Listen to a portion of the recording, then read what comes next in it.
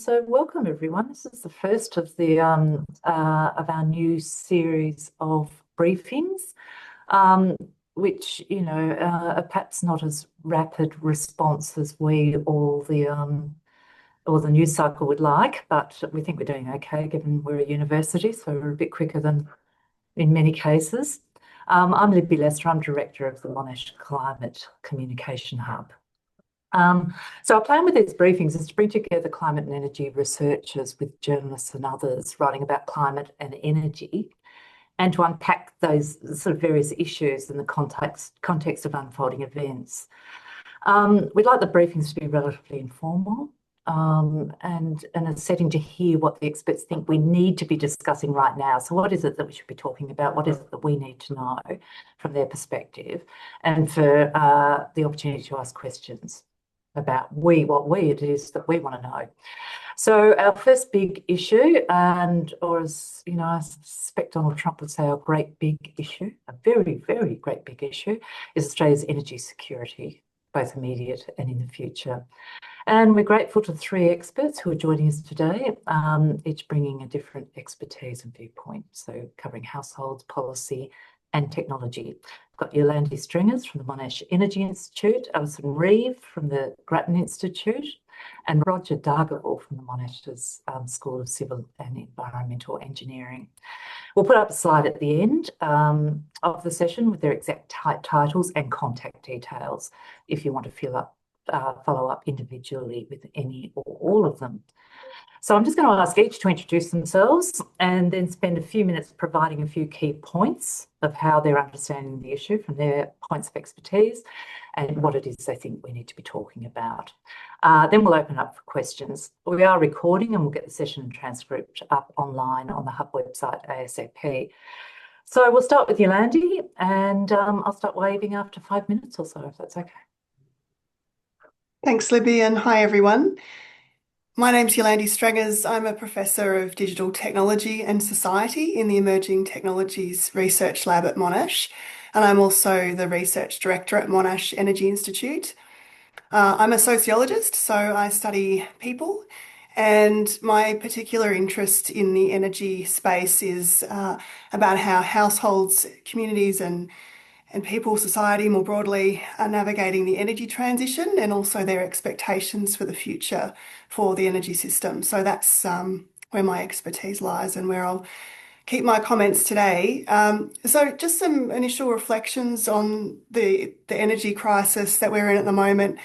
Look, I think it's a really significant moment for Australia. I think it has some opportunities, but also some really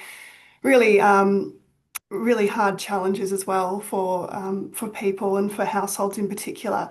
So in regards to the transition, the first thing I'll note is that it could be quite a big opportunity for increasing EV ownership and sales, and also interest in home batteries around storage for solar and other generation sources in households. So in some senses, it could be a kick for the energy transition in sort of encouraging more people to go electric, to support energy affordability and also to increase resilience. So I think that's sort of something worth noting. More broadly for society, look, I think increasingly these kinds of events are a new normal. You know, we sort of saw it with COVID. We're seeing it increasingly with climate change events coming through as well. And this latest crisis in the Middle East is another example of how, you know, the very fabric of what we took to be normal expectations is shifting. And Australians are starting to get quite good, for better or worse, at preparing and navigating these kinds of situations. We're once again going to great extents to prep and store and prepare for what might be coming. And Australians have been very good at doing that. We're very good storers. We're very good at trying to prepare, and we have a long history of doing that in society. So not saying it's easy, but we do have a pattern of this, and I think it's becoming increasing, and it's likely to also be a part of our future as well with climate change coming. The other thing that often happens in these times of crisis in households is that we return to the home as our haven. both as a kind of cost effective measure because it's more affordable to generally to stay at home and to have more of our activities and more of our life revolving around the home, but also as a security measure as well and a kind of sense of safety. Um, and so I think that's also important in terms of what might be coming. And we saw that during COVID, the increasing importance of the home as a way of sheltering us from some of the cost of living pressures, but also just a safe place for us to return to in times of disruption.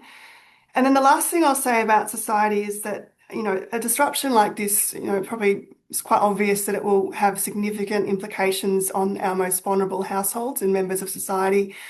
And it could once again change the nature and the meaning of hardship, of energy hardship and hardship more broadly.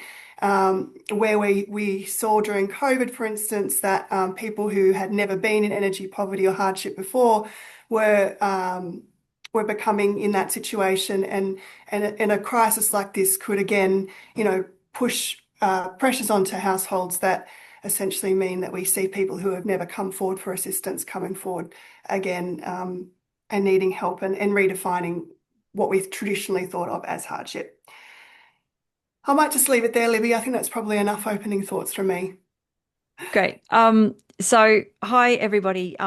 Thanks everyone for coming along today. It's really great to have this opportunity to talk to you. So my name's Alison Reeve. I'm the director of the Energy and Climate Change program at the Grattan Institute. I've been at Grattan for nearly 5 years, and I've been the program director for 9 months. Prior to working at Grattan, I worked in the federal public service for quite a long time, mostly on energy and climate change, although I did work on the non-health side of the COVID response, which is giving me quite a few flashbacks at the moment with thinking about, what governments are thinking at the moment about what to do and so on. I think I'd probably just echo a couple of points that Yolandi made as well, that, one thing that I've been thinking about of, how we dealt with COVID or didn't deal with COVID is we have to deal with this crisis in such a way that we position ourselves to lessen the chances of it happening again. And for a lot of people, that is going to be about shifting to electrification for transport. But there's important to remember there's a lot of other areas of the economy that also depend on liquid fuels. So the mining sector relies on it really strongly, for example. The agriculture sector relies on it a lot. And most of our trade, we're a big trading country. We sell a lot of stuff to other people and we buy a lot of stuff from other people, and all of that runs on liquid fuels as well. So there's an awful lot of supply chains in this country that rely on a global fuel market that's functioning. And so that's where a lot of the shocks are going to come from. This is not just about petrol prices, but more about things like, supply chains for things like, everything from pharmaceuticals to food to consumer goods and so on. The other thing that I have been thinking about a fair bit, and I think this sort of goes a little bit to what Yolandi was saying as well. One of the things we learned out of COVID is the need for the community to feel like everyone's in it together, that they have a role to play, that they have some semblance of control over what is happening to them, and also that they have trust in government. This is a really tricky thing for governments to navigate, but it is really, really essential if they are going to keep the community together through this situation. We've been doing a little bit of work too, just looking at the cost of being more prepared. One of the things about insurance is that you tend to find your willingness to pay for insurance goes up during a crisis. At the moment, as a lot of people have probably heard in the news, we have the capacity to hold about 30 days worth of fuel supply on shore. We are discovering that maybe our willingness to pay for more might be higher than what we thought. And this, I think, just goes to the need for governments to start taking resilience seriously, for us as Australians to start taking resilience seriously as well, and to think about how much we are willing to dedicate to insurance against events like this, because this will not be in the era we're in, this is not going to be the last shock that we suffer. I'll stop there and maybe hand on to Roger. Great. Thanks, Alison. Hi, everyone. Great to see a bunch of familiar faces in the audience joining today. Um, I'm Roger Dargaville. I'm Associate Professor of Renewable Energy in the Department of Civil and Environmental Engineering here at Monash. I'm trained as a climate change scientist, but for the last 20 years, I've been working in the energy space, and I tend to focus on the weather-energy nexus. The primary problem I'm trying to solve is, what does the energy system of the future look like in terms of how much wind, how much solar, transmission lines, batteries, etc., to get to a low carbon energy system. So a lot of that involves electrification of processes that are currently done with fossil fuel. So electricity generation is certainly one of those. But as we electrify our homes to get away from using natural gas and electrify transport to use battery electric vehicles instead of fossil fuel powered vehicles, it's going to change the way that we generate electricity, or at least the way that we optimally generate electricity to meet all those demands. So one of the examples that we look at is, if we electrify gas heating in homes, that's going to increase energy demand in the residential sector, but it's going to increase that demand primarily in wintertime. So it fundamentally affects how we build an optimal renewable energy system of the future. Now, I know at the moment we're focused on the price of oil, but often oil and gas are affected simultaneously. And we certainly saw when the Ukraine war started that the cost of gas went through the roof and gas became very expensive. So there is still the potential that gas prices will increase during this current crisis. So the electrification for processes using gas is likely to be on the agenda again. We mentioned electric vehicles, so we are seeing increased interest in shifting towards electric vehicles. How we charge our electric vehicles will again dramatically impact on the kind of energy system that we have. Most people will want to charge their cars in their garage at night time if they've got off-street parking. The problem with that is that that will dominate use of wind energy and storage, whereas we know that solar energy is the cheapest form of energy. But if we want to take advantage of that, we want electric vehicles to be charged during the middle of the day. So it fundamentally changes the mindset of EV drivers, as well as the kind of infrastructure that we need to charge our EVs. Because if we're going to charge them during the day, the charging infrastructure needs to be where the vehicles will be during the day, not in our homes. So these are really interesting shifts in the overall system that we can see when we electrify our processes. The last point that I'll mention before opening up to questions is that energy security, we mostly think about that in terms of oil, coal, and gas. But as we move to renewables, obviously we can't restrict access to wind and sun, and that's great. And it's one of the really appealing reasons why moving to renewables is a benefit. But the technologies that we use, our solar panels, our wind turbines, the batteries that we use to back up the system, they predominantly come, if not virtually entirely, from other countries. And China is definitely the main supplier of solar panels and wind turbine components for the whole world, not just Australia. So we are still dependent on a relatively small or narrow supply chain for the technologies that we need to electrify our system. So one of the topics that has come up in conversation over the last few years is, should Australia be developing its ability to manufacture solar panels and wind turbines and batteries domestically, taking advantage of our rich mineral resources, as well as being able to build these technologies with renewable energy in the first place, thereby reducing the embodied energy and carbon in the technologies themselves. And I'll wrap it up there and hand it back to you, Libby, to share the questions. Right. We'll just open up for questions on these or the broader range of topics around the current times. If you just want to use your hand function, and if you could perhaps introduce yourselves when you get started. Thanks. reaching for my hand function, but I can't find Oh, it. sorry. Did I No, that's just make that me tricky? failing today. It's under reactions.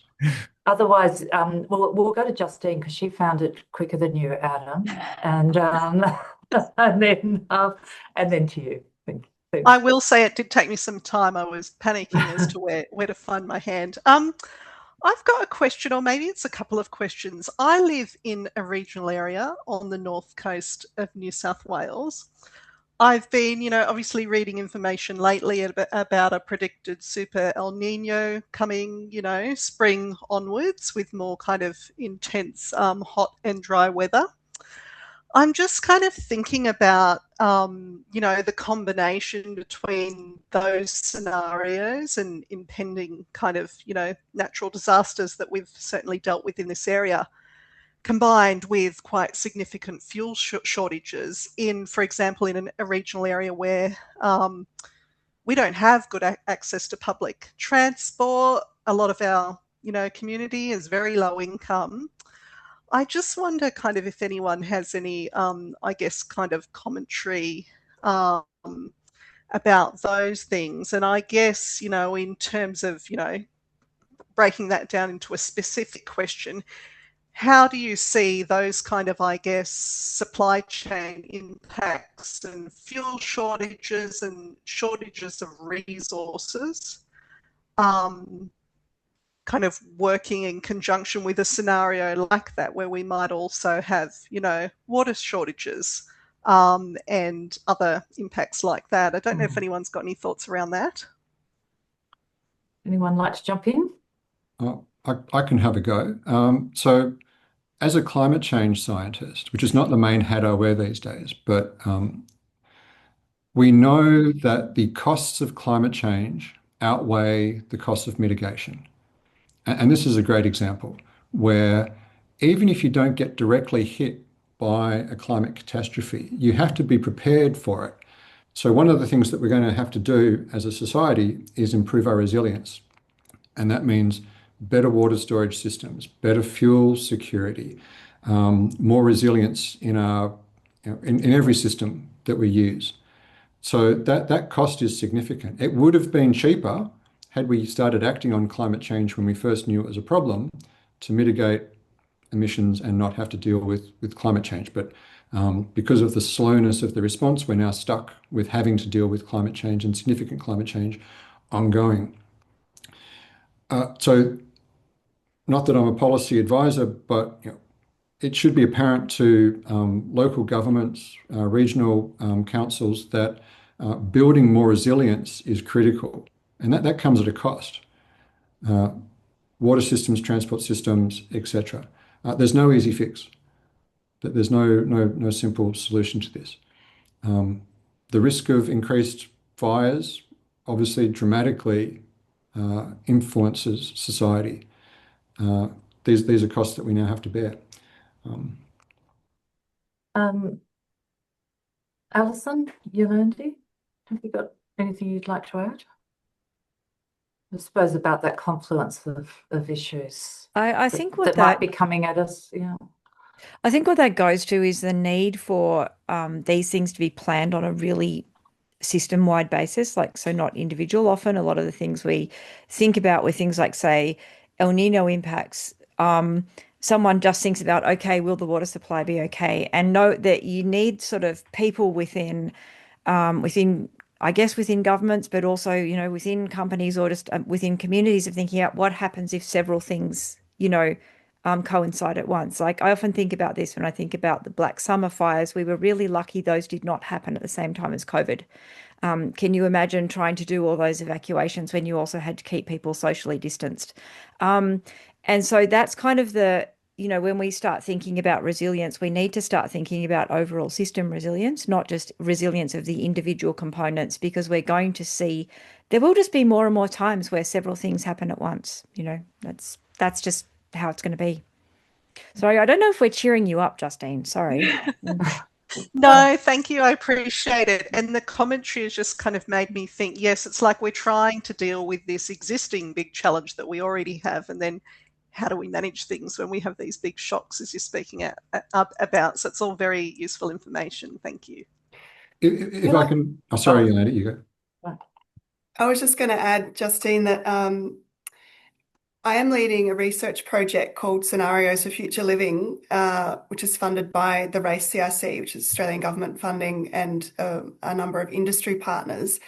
And the central question in that project is, how will people live in the future, including regional communities? And we are generating a series of scenarios about the very kinds of situations you describe for the energy sector to support forecasting and planning and governance and management. So these are very live issues, I think, for us at the moment, and also for the energy sector itself. I mean, I think certainly in that project, there's an awareness that we need to do planning differently, that the future will not be the same as the past, and we don't necessarily have the knowledge or the techniques yet to understand that. And that's why there's this investment in that research to think about how we might be living differently, not just with climate change, but also with things like technology change, which is another, AI hasn't been part of this discussion so far, but there are huge disruptions coming from the tech sector as well, which is very different from conflict and climate change, but nonetheless another disruption. So there's a lot of things coming at us all at once, and we do need to do that work to understand how it's going to affect communities, and as Roger says, how we invest to become more resilient. But we're not there yet, I think is the point, isn't it? That you're Absolutely. saying. But We're not there yet. that No, we're not at not all. that how we cope with this coming period of weather potentially, and without the fuel supplies or the energy supplies Yeah, it's not going to an help us interesting in one. this. Roger, I'll just go back to you quickly, and then sorry. I just wanted to add on to the topic of electrification of transport in regional areas. So people do talk about difficulties with being able to charge EVs when you're driving longer distances. So we've got a challenge that, yes, we need a better charging infrastructure system to accommodate EVs in rural areas, because the more kilometers you drive, the more often you're going to need to charge your car when you're away from home. So that's a negative, and that needs to be addressed. On the upside, electric vehicles are more cost effective the more kilometers you drive. So you're actually going to see an economic benefit amplified when you drive more kilometers, because you pay a bigger upfront cost for the car, but the operating costs are dramatically reduced when you're running on electricity compared to petrol or diesel. So you get that benefit. But another challenge is that a lot of people in lower socioeconomic groups tend to buy second-hand cars, not brand new cars. And we don't really have a big EV second-hand market yet, because the new cars haven't filtered down. We've only been investing in EVs for a relatively short period of time. It amplifies the need to increase the transition to electric vehicles so that there become second-hand electric vehicles available for the second-hand market as soon as possible. Because at the moment you can't really get anything apart from a couple of Nissan Leafs at low cost. So it's not really very useful for people who don't buy brand new cars, which is a lot of people, of course. There is one thing governments could do to actually make that quicker, and that's to get rid of the parallel imports law, because we don't allow people to import secondhand vehicles at all at the moment. New Zealand has always allowed the import of electric vehicles, and for a long time they had more electric vehicles on the road than we did. And that was because most of them were secondhand. So that's actually something that governments could do tomorrow. That would help with that without having to wait for it to trickle down from all of the new EVs that people have bought over the past few years. Adam. Hello, Adam Morton from Guardian Australia. My question kind of flows on from what you were just talking about, Alison. I think in terms of what we can do tomorrow, I'm particularly interested in what we should be doing in practical terms in the short and medium term about freight, given the huge problems we're seeing, and they're obviously potentially going to get worse. I know there's some work happening to electrify trucking, and there are some electric trucks on the road, but not many, early days. And I don't know, I'm just interested in what are maybe the best practical and policy responses to whether it's trucks, whether it's rail, what we should be doing. Yeah. I mean, I think there's one thing that is making it harder for people to get electric trucks on the road in Australia is that we, again, have an import regulation that says that trucks in Australia we have different requirements about the weight and about the width. So we require trucks to be 50 millimeters more narrow than the rest of the world. There is actually no good reason for this. It's just a legacy piece of legislation that has been there for a long time. If we took that away, Australian trucking companies would have access to a much wider range of trucks to come here. So that's one thing that we could do. The other thing I think is to think about getting the charging infrastructure right. We don't have to do all of freight, but if we could get, say, the Sydney to Melbourne route electrified, I think that would make a big difference. That's one of the busiest freight routes in the world. There's about, I think, 1.5 million truck trips along there per year. So I think just trying to, rather than sort of seeing this as something that will be done by individual, truckies buying individual trucks, I think we actually need to think about it in a much more structured way and go, let's just try and get that route to work, get the charging infrastructure in place, get it at the places where truckies take breaks anyway. And then we can sort of roll outwards from there. When you think about freight, there's actually not a huge amount where of the freight in Australia that can move from road to rail and vice versa, because we've set those two systems up to be complements rather than substitutes. In the really, really short term, if we do end up in a situation where there are shortages of fuel, I think there is likely to be a conversation about what sort of freight should have priority. So do we give priority to food and say less priority to, whatever pair of shoes you ordered online this week, or whatever that is.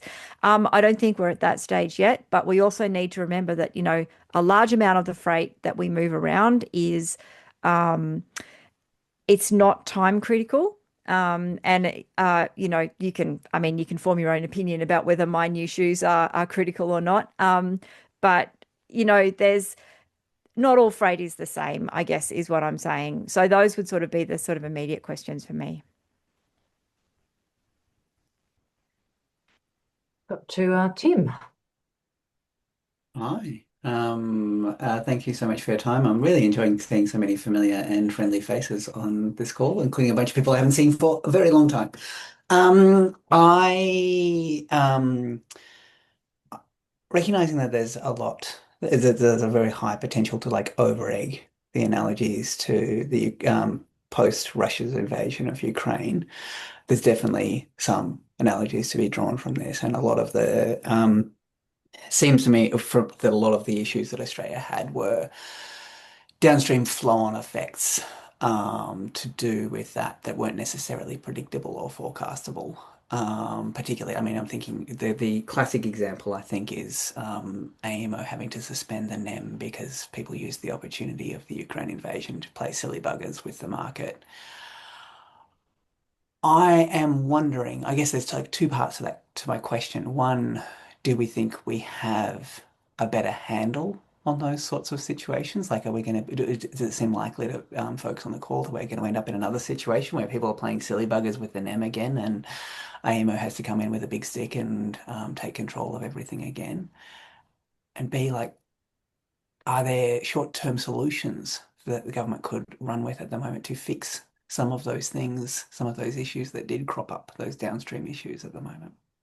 Are there things Should we just explain quickly what those issues with the NEM were in 2022 for people who maybe weren't there?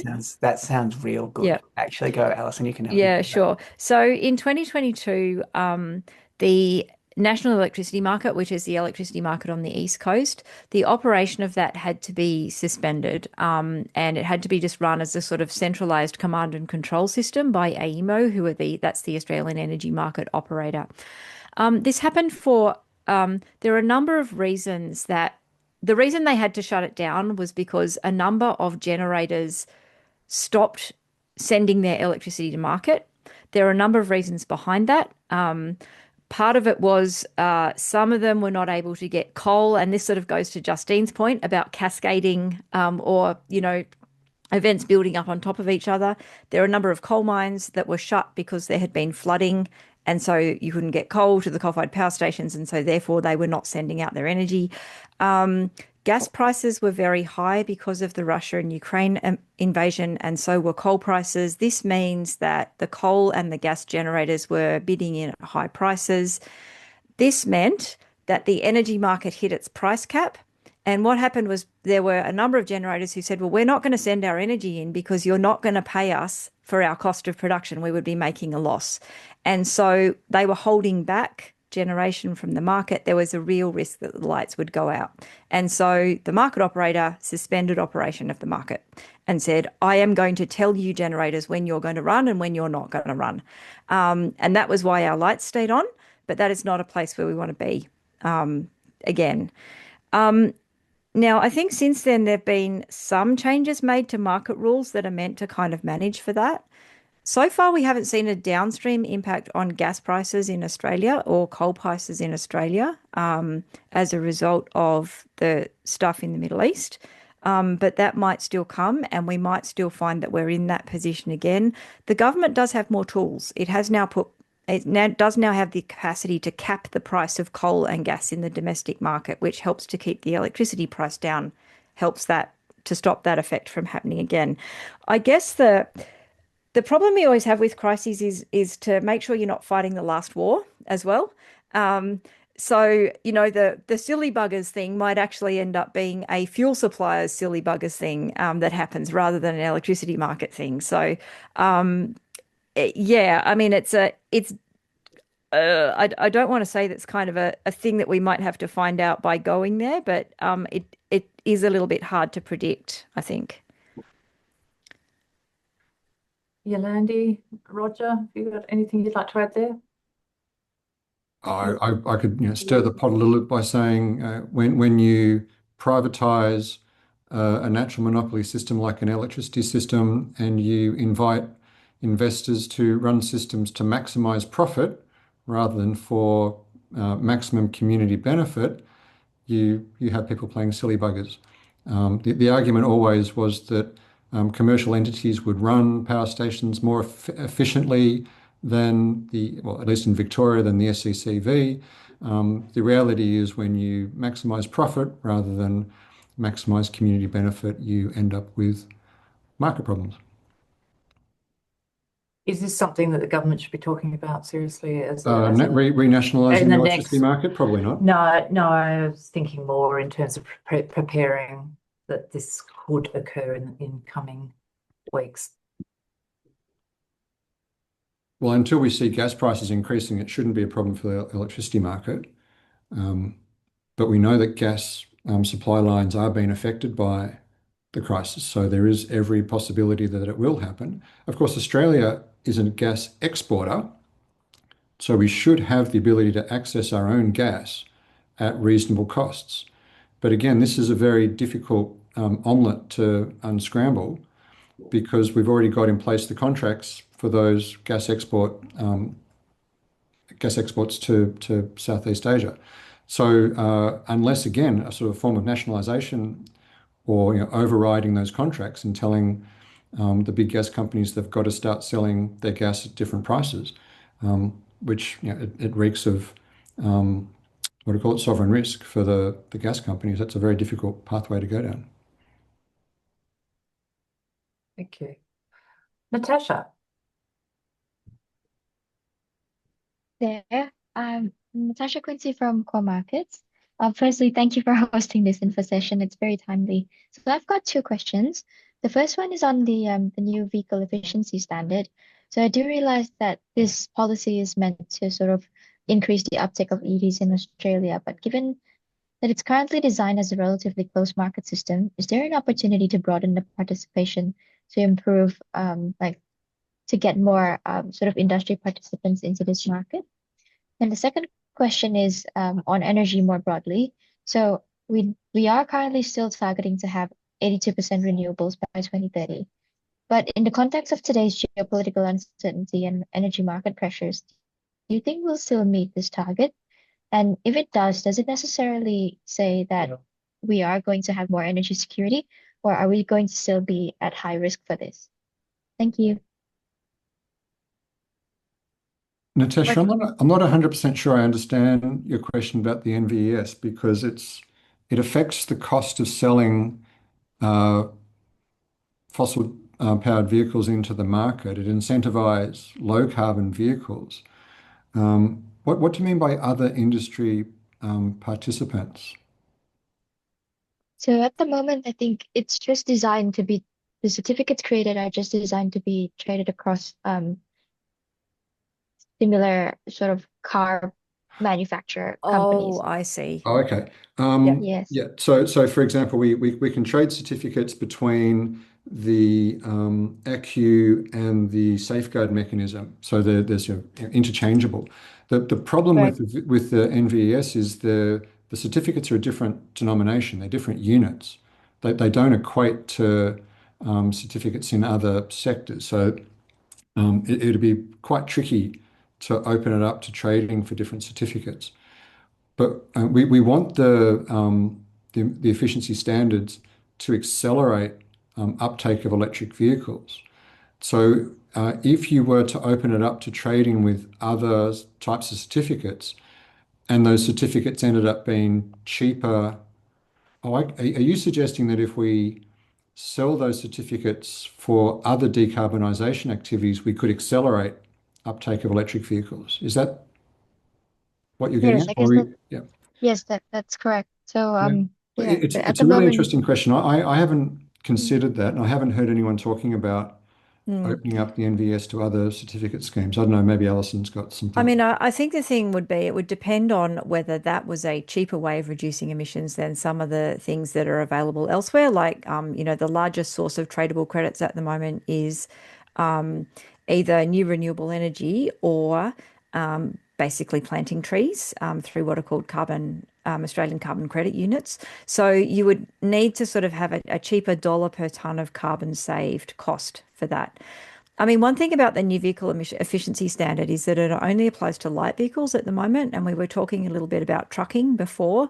One of the things that would help drive an uptake of electric trucks would be to send a signal to the truck manufacturers to say, we want those trucks to be using less fuel, and to expand the scheme in that direction. Because that's kind of an area where we don't really have a signal about either carbon emissions or fuel consumption at the moment. Sorry, I've forgotten what your second question was. It was a more general energy market one. Is that right? yes, the second one was more about the renewable energy target. So whether we are going to achieve 82% with the current pressures. Yeah. Um, I think it's going to be tough. We have to build an awful lot of stuff in a very short space of time. And it's going to be even harder if we have to do that with disrupted supply chains. If we don't hit 82%, I don't think it's a massive big deal if we have to wait a couple of years to get to that. Um, and I think your question was, are we going to be more energy secure if we do that? I mean, I think the thing about the fact that, yes, all of that equipment is imported, but once it's imported, it's yours to use for 30 years, right? Um, you've got, you're not reliant on the other country until you need to replace it. Or so, disruptions to international supply chains might slow down our transition, but they're not going to stop it. So, I think it was going to be difficult anyway. I think it's possibly going to be harder now, but that's not a reason to stop. It's a reason to keep going and get it done as soon as we can. I'd just add to that, really agree with your comments there, Alison. The other thing that I think is coming that's going to be a big challenge, or it's already really here, is data center growth for AI. And the additional demand that will be required to power those, and also the additional infrastructure around that. So there's certainly a lot of challenges coming for the energy transition. Obviously, we're in the immediate crisis at the moment, but there are also other challenges as well that are making it really tricky, but that's no reason to stop. It's absolutely essential that we continue trying to decarbonise our energy system and keep going with the transition as fast and as best as we possibly can. Two of the key Sorry, Roger. sorry, Alice, sorry, Libby. Two of the key bottlenecks for rolling out renewables are environmental approvals and grid connection approvals. So two things that could be done to help alleviate would be to fast track or improve the connection process. At the moment, it's labor intensive. It has to be done rigorously because we can't have new generators connecting to the grid that cause system instability. But if there was investment in that process and the modeling was increased, if the number of electrical engineers doing the testing or the evaluation was increased, we could reduce the timelines for connection agreements. And if environmental approval processes were streamlined, and some of the nuisance protests against renewable energy projects were able to be bypassed more quickly, that would help the problem. That being said, there are still challenges with getting enough cranes when we're talking about wind farms, getting enough electrical engineers in place to put in our solar farms. It's still pushing the limits to get all the technology installed in the time we have. Libby, can I just add one more thing? Sure.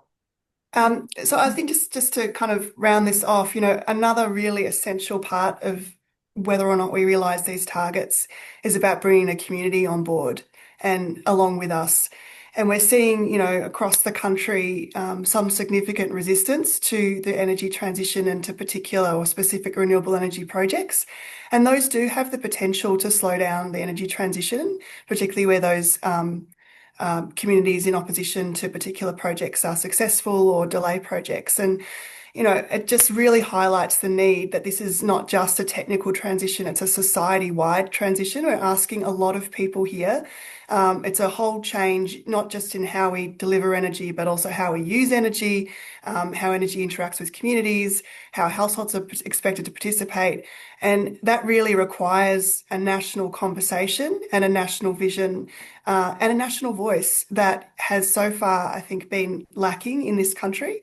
And so there's a really, important piece of work to do there as well to make sure that everybody is understanding where this country is going and why. I mean, in some ways, actually, this current crisis could support that conversation because it's very apparent why we do need, energy resilience and local sovereign capability and secure supply. And I think that this current crisis is really drawing attention to that. So it provides, some strong backing for having these kinds of conversations or continuing these conversations with communities, both nationally but also at that local level. Thanks, Yolandi. So Ephraim. Hi there. I can put my hand down. 1 second. Sorry. Hi, so my name is Ephraim. I'm from News Corp, Australia. Just a general question to the panel, actually. So I'm curious to hear from the panel on what you think is the biggest blind spot in Australia's planning for energy resilience and transition.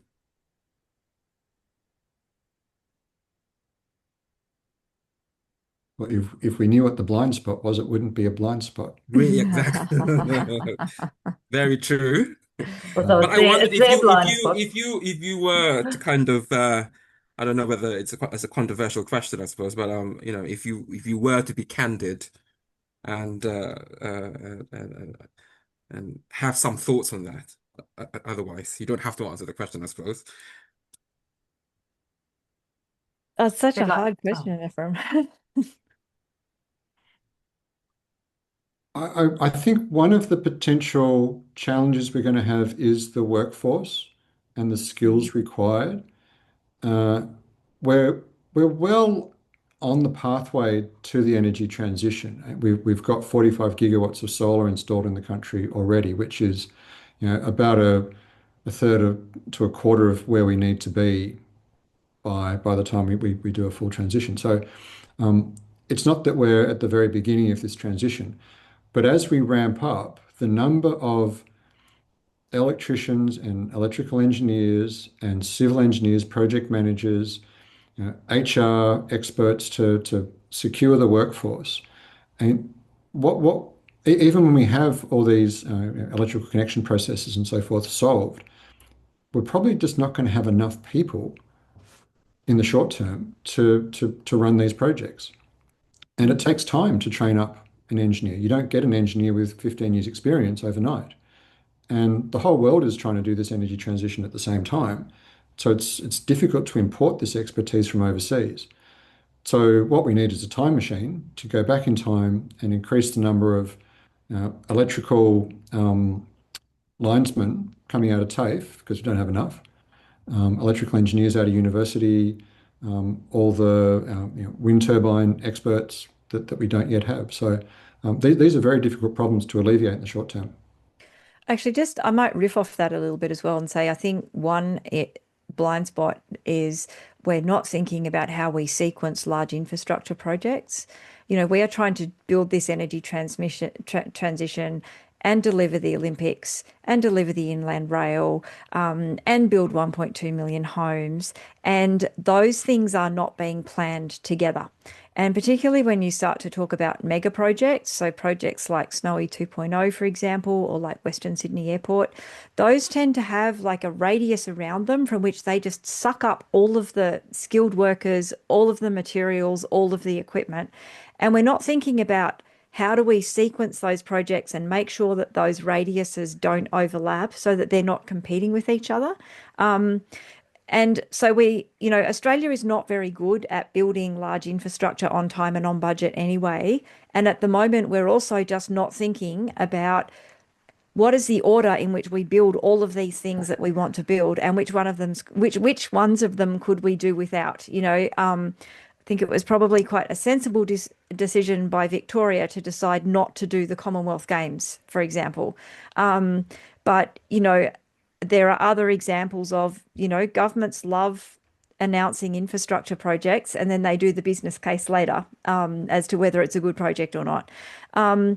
We actually need to get a lot better at large construction and productivity in that sector and thinking about the supply chains and the sequencing to support it all, rather than running the electricity infrastructure game in a completely different one to the roads and bridges game, because actually they take a lot of the same people. And Thank so, you. Yeah, Yolanda, go for it. yeah, I mean, it's a good question. I think for me, the blind spot is still around people. We've underestimated households consistently through the energy transition. They've gone above and beyond the industry's expectations in terms of solar installation and also now battery storage and now increasingly also EV uptake. So even though that's been a little slower, but they're a really significant part of the story here. But they're also doing some really surprising things. Like, I'm constantly amazed when we do research in people's homes about what's going on. People are converting all kinds of, their sheds, their garages, often under the radar of planning and building regulations, I might add, so no energy efficiency standards in there. So they're doing all sorts of stuff. Sometimes it supports the transition, sometimes it doesn't, and it isn't aligned. And on the other hand, the industry is constantly saying, we need to, people are really important, communities are really important, but they haven't really, we haven't really got the depth around that yet to sort of, A, know what's going on, and B, kind of know how to support, intervene, work with people to participate in the transition. And it comes back to my earlier point about community involvement and sharing the vision. So we're not going to have a transition without people. Not, obviously Roger's also flagged the workforce, but communities and households are a really essential part of this as well. And the sector has been predominantly engineering and economics led. So the expertise to really understand people with depth and complexity is also a skill shortage within the energy sector, and something that is really important. And if you look at what happened in the water sector during the last crisis, they really invested deeply in social and community research to get through with the restrictions and what have you. And the energy sector is also needing that level of depth around how people are going to be involved in this transition. So science is not the limiting factor. It's people in this Absolutely. case, isn't it? Yeah, absolutely. Thanks so much. Right. Well, if there are no more questions, we might wrap it up. I'm just going to let you know about, we're actually going to talk about data centres and energy use in our next week in our briefing. We're going to have that at Tuesday at noon. So I'm hoping that you'll be able to, that this will be of interest for you.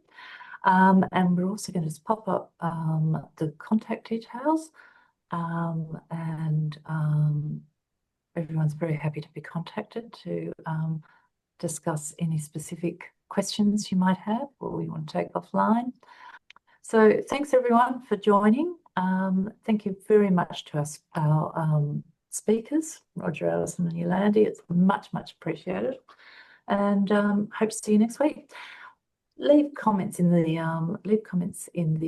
comment section if that's easier now. Wonderful. Thank you, everyone. And thanks for the great questions too, everyone.